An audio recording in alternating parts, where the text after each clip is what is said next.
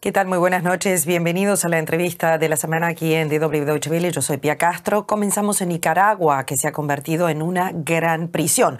Un país de apenas 7 millones de habitantes es foco de atención mundial. Se han cumplido en estos días 5 años de la Revolución de Abril, la peor ola de represión contra la sociedad civil nicaragüense que dejó en su momento al menos 355 muertos. Desde entonces se han desmoronado sostenidamente la fachada democrática del gobierno de Ortega y Murillo. Organismos de derechos humanos, periodistas, universidades, representantes diplomáticos y de la Iglesia Católica son blanco del despotismo del gobierno. Está con nosotros, ya lo ven ahí en la entrevista de la semana, Ernesto Medina. Él es ex rector de una de las más reconocidas universidades en Nicaragua, la Universidad UAM, exiliado en Berlín, Alemania. Es un placer estar con usted en estos momentos. ¿Qué tal? Muchísimas gracias por su tiempo. Y comenzamos rápidamente allí donde encontramos la mayoría de los exiliados de su país, en Costa Rica, un país que ha acogido a miles de nicaragüenses que se escapan de la represión de su país. Cuénteme, ¿cómo es su percepción? ¿Cómo han sido recibidos en el país vecino, un país chico, con quizás gran corazón, pero que también se ve desbordado por la situación en Nicaragua? Sí, bueno, primero que nada, muchísimas gracias por la invitación y por permitirme conversar con ustedes sobre la situación de Nicaragua. Bueno, Costa Rica ha sido un remanso de paz, ¿verdad? Dentro de la convulsa historia de Centroamérica y de Nicaragua en particular. Costa Rica ha sido siempre un refugio de tranquilidad, de paz para aquellos que son perseguidos y reprimidos en sus países. Y para los nicaragüenses que hemos sufrido dictaduras en los últimos años, pues también Costa Rica ha abierto sus puertas y su corazón para recibirnos. Pero es ahí donde encontramos la oposición nicaragüense que se puede organizar, por ejemplo, desde el exilio. ¿Cómo lo ve usted? Porque la represión ha, por supuesto, logrado desarticular la oposición mediante la cárcel y el destierro, pero los opositores no se han podido unir en un solo bloque. ¿Dónde los encuentran? ¿Dónde están? Bueno, la mayoría de los grupos que podemos llamar organizados de oposición se encuentran en Costa Rica, como tú has dicho, y en Estados Unidos. Aunque donde hay un nicaragüense, yo creo que hay alguna manifestación de oposición, pero los principales grupos están en Costa Rica y están en Estados Unidos.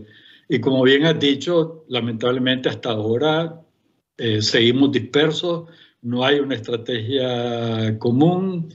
Esperábamos que con la excarcelación de los 222 compañeros y compañeras, entre ellos los principales dirigentes reconocidos de la oposición, pues que iba a haber un cambio y un diálogo interno más sincero, más franco entre los diferentes grupos de oposición y con este liderazgo recién excarcelado. Hasta ahora no hemos visto eso. O sea, hemos visto a algunos de estos dirigentes moviéndose, pero yo por lo menos percibo que lo hacen en un plano muy personal, lo cual es legítimo, pues cada quien hace lo que cree más conveniente, pero nosotros realmente esperamos de ellos facilitar el diálogo que ha sido hasta ahora muy difícil entre los diferentes grupos que están dispersos en Estados Unidos y Costa Rica, como dijimos antes, y eso no está ocurriendo. La oposición sigue estando dispersa, estos esfuerzos individuales, pues veremos qué frutos dan, pero me temo de que al final va a ser un esfuerzo similar al que se hizo en 2021, antes de las elecciones que llevaron a Ortega nuevamente al poder, y se va a perder pues la posibilidad de actuar de una manera coordinada y unida frente a una dictadura tan brutal como la que tenemos en Nicaragua. Hablemos de lo que usted conoce, hablemos de los estudiantes, de las universidades. El gobierno de Nicaragua ha cancelado en los últimos días la personería jurídica a 3 universidades privadas más. Recordemos que el año pasado, que fue en febrero del año pasado, el gobierno clausuró 12 universidades privadas argumentando supuestos incumplimientos administrativos. Usted es un reconocido profesor nicaragüense, ex rector de una de las universidades más prestigiosas. ¿Qué le reportan los estudiantes? ¿Cómo es la situación allí? Es muy difícil hablar con ellos, ¿verdad? Con los pocos que uno puede hablar, obviamente lo que nota es un gran temor, inseguridad, porque, pues, viendo las actuaciones del régimen en los últimos años y en los últimos meses, sobre todo en lo relacionado con las universidades, obviamente los jóvenes tienen temor, ¿verdad? Tienen temor a que los expulsen si hablan, hay inseguridad, como en la situación de muchas universidades es todavía incierta, pues ellos prefieren no manifestarse públicamente. Las autoridades universitarias tampoco, o sea, las autoridades de las universidades que han sido clausuradas y confiscadas tienen temor a hablar, muchos de ellos porque esperan poder negociar todavía con el gobierno para que les devuelvan algunas de las propiedades que han sido expropiadas o por lo menos para que los dejen tranquilos. Entonces es muy difícil saber a ciencia cierta qué es lo que piensan ellos, pero lo que podemos ver es, pues ahora son casi 17 universidades clausuradas, algunas de ellas convertidas en universidades públicas, en un procedimiento totalmente ilegal, porque existe un procedimiento para abrir una universidad nueva y aquí se han violentado todos los procedimientos, se ha violentado la autonomía de las universidades y estas universidades se han creado sobre el despojo de instituciones que tenían una legitimidad en el país, y esto lo que ha hecho es complicar una situación que ya de por sí era compleja en el Doctor Medina, de educación superior. Sí, perdón, porque estamos hablando de que mucha gente joven se va, la situación de los jóvenes, familias que están emigrando, que se están escapando. Me pregunto si a Ortega no le conviene que miles de nicaragüenses vivan en el extranjero por una cosa que usted ya dijo antes, por las remesas en una economía en crisis total. ¿Una tragedia que le sirve a Ortega? No, todo indica que sí, todo indica que Ortega está en el escenario ideal para él. Por un lado, se está deshaciendo, está expulsando, ya sea obligatoriamente, como ha ocurrido pues, con los excarcelados y otros a los que nos ha despojado de nuestra nacionalidad, o muchos que se van voluntariamente por temor a la represión. Y esto significa para Ortega pues, una descompresión de la situación interna, porque muchos de los que nos vamos somos personas críticas que no queremos doblegarnos ni callarnos.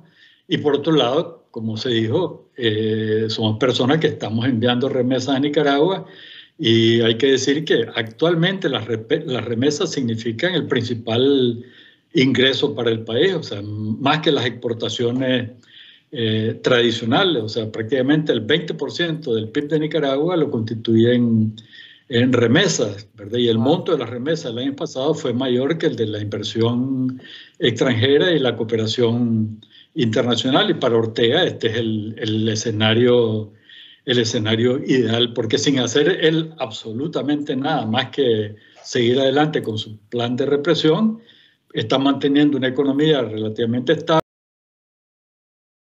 y ha logrado que la presión política disminuya de manera apreciable dentro del país.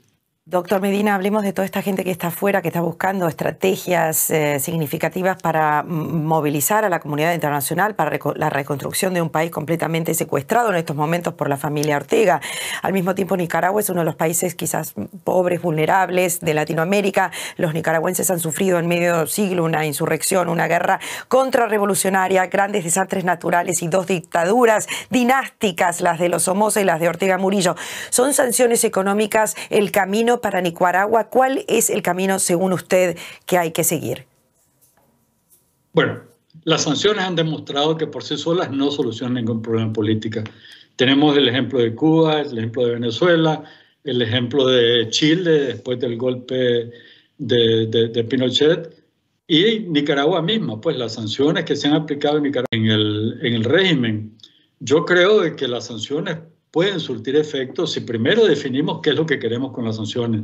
Si lo que queremos es agravar una crisis económica para provocar una situación de caos que lleve a la gente a insurreccionarse y a poner en peligro la sobrevivencia del régimen, pues estaría bien. La pregunta es si los países amigos hasta ahora, al menos con los que nosotros hemos hablado, no vemos de que esa sea su intención, y por lo tanto pues no hay, creo yo, perspectivas de que se esté dispuesto a poner sanciones a Nicaragua.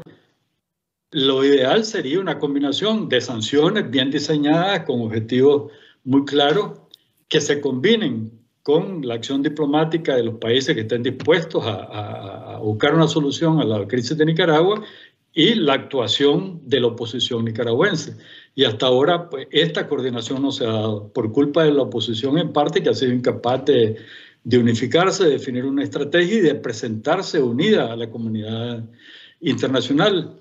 La comunidad internacional también vemos que no logra concertar una estrategia clara. Europa anda por un lado y dentro de Europa pues, hay países que no tienen ningún interés en Nicaragua, y con la crisis de Ucrania, de la invasión a Ucrania, pues esto se ha complicado mucho más. Y Estados Unidos, que yo no veo que tampoco logra articular una política clara hacia América Latina en general y a Nicaragua en particular. Entonces yo creo que la solución pasa primero por una organización más clara, más sólida, más firme de la oposición nicaragüense, que sea capaz de presentarse unida a la comunidad internacional, sobre todo pues, a los países claves en este conflicto, que serían la Unión Europea, los países latinoamericanos y Estados Unidos, y definir una estrategia común, cómo vamos a actuar, y en ese contexto discutir el tipo de sanciones que podría acompañar a esta estrategia. Pero las sanciones solas tenemos que convencernos de que no van a solucionar